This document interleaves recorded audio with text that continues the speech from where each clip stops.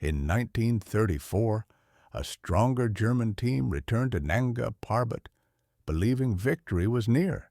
Instead, the mountain unleashed a storm so fierce it turned triumph into tragedy, testing courage, loyalty, and the limits of human survival.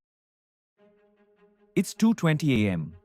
I'm still buried in the Himalayan Club Journals, century-old field notes from the Himalayas. It's like diving deep into the documented history of the Himalayas from the early 1900s. The journals cover everything, from indigenous wisdom, cultural myths, to epic expeditions and groundbreaking discoveries. These forgotten stories are brought to life by synthetic voices in the Himalayan Journals podcast. Subscribe, zone out, binge, and pass it to a fellow mountain junkie. In 1932, Nanga Parbat turned back the German climbers. Yet Willy Merkl, undaunted, immediately began planning a new attempt. He gathered support from unions, sports associations, scientific societies, and alpine clubs in Germany and Austria, and prepared an expedition far stronger than the first. The team of 9 mountaineers included Peter Aschenbrenner, Fritz Bechtold, Willy Bernard, Alfred Drexel, Willy Merkl, Peter Mollritter, Erwin Schneider, Willy Welzenbach, and Uli Wieland. Alongside them was a scientific group, Richard Finsterwalder, Walter Rakel, and Peter Misch.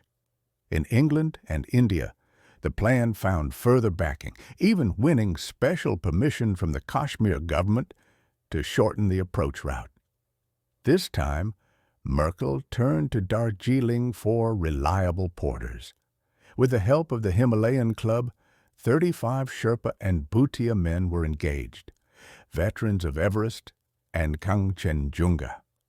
Names already famous in Himalayan history, Nima Thondup, Wangdi Nurbu, Pasang, and others, joined. Lewa, renowned for his tenacity, became Sirdar. When Merkl arrived in Darjeeling to confirm the engagement, the men celebrated with unrestrained joy. On the 2nd of May 1934, the full expedition assembled in Srinagar. Captains R.N. De Freer and R.A.K. Sangster, attached by the Indian government, oversaw transport. From there, 570 loads moved by river and lake to Bandipura, then over the Tragbal and Bursil passes. The Bursil, still locked in winter snow, was crossed on 7th May. A week later, the party descended into the Indus Valley, catching their first sight of Nanga Parbat shining above the clouds. By 13th May, after 200 miles of marching, they reached the Rakiot Bridge, where the mountain towered 23,000 feet above them, the greatest height difference on Earth. The climb began from the Rakiot Valley. Local coolies were dismissed, and Baltus took over the snow line. On 25th May, after severe effort, the main camp was established at 13,025 feet. 2 days later, Aschenbrenner, Drexel, Schneider, and Welzenbach, with 16 Darjeeling porters, pushed forward through the broken glacier to establish higher camps. By early June, progress was steady. Then, on 7th June, disaster struck. Alfred Drexel, who had been unwell, collapsed at Camp 2 with violent headaches. Despite frantic efforts, oxygen, and the doctor's care, he died the following night of pneumonia in the arms of his comrades. His funeral was solemnly carried out below the eternal snows, a necessary act to steady the porters and preserve morale. After days of delay, the climb resumed. By late June, Camp 4 was established at 20,307 feet. The chosen route was different from 1932, aiming to bypass avalanche-prone slopes by tackling the Rakiot Peak. Aschenbrenner, Schneider, and others fixed ropes up its ice wall, nearly 600 feet of them, and on July 4th, the whole party crossed to the Silver Saddle. Camp 6, stood at 22,835 feet, and by the next day, Camp 7 was raised at over 23,000 feet. The summit seemed within reach. On June 6th, in clear weather, the advance party reached the Silver Saddle at the 24,464 feet, entering the vast snow plateau beneath the summit dome. Aschenbrenner and Schneider scouted ahead while Merkl and others followed with porters. They believed the summit was no more than 4 or 5 hours away. But that night, the weather changed.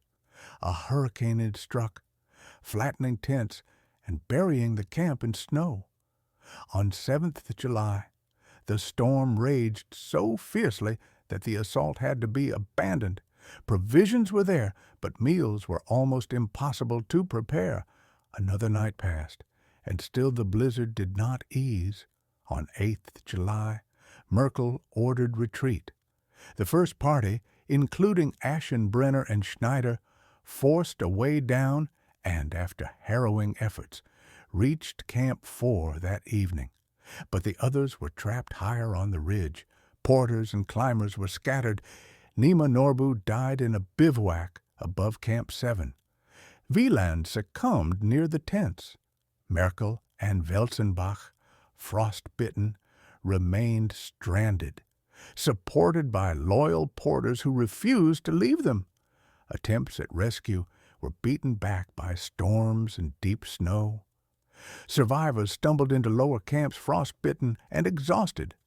Pasang, Kitar, and others managed to return, but many never came down. Welzenbach died on the 13th of July. On the 14th of July, Merkl himself, unable to go further, was sheltered in an ice cave. Angsering, one of his orderlies, made a miraculous descent alone to Camp 4, the last man to bring word of the struggle above. Through mid-July, Schneider, Aschenbrenner, and others tried again to reach the trapped men, but all attempts failed. The weather remained relentless. By 22nd July, the lower camps were dismantled. The survivors left the valley, carrying with them the memory of lost comrades and porters who had given everything on the mountain. As the expedition turned back, Nanga Parbat loomed behind them, vast and silent. The mountain had claimed many lives, but in that storm of July 1934, it left a story of courage, loyalty, and sacrifice written forever in the history of the Himalaya.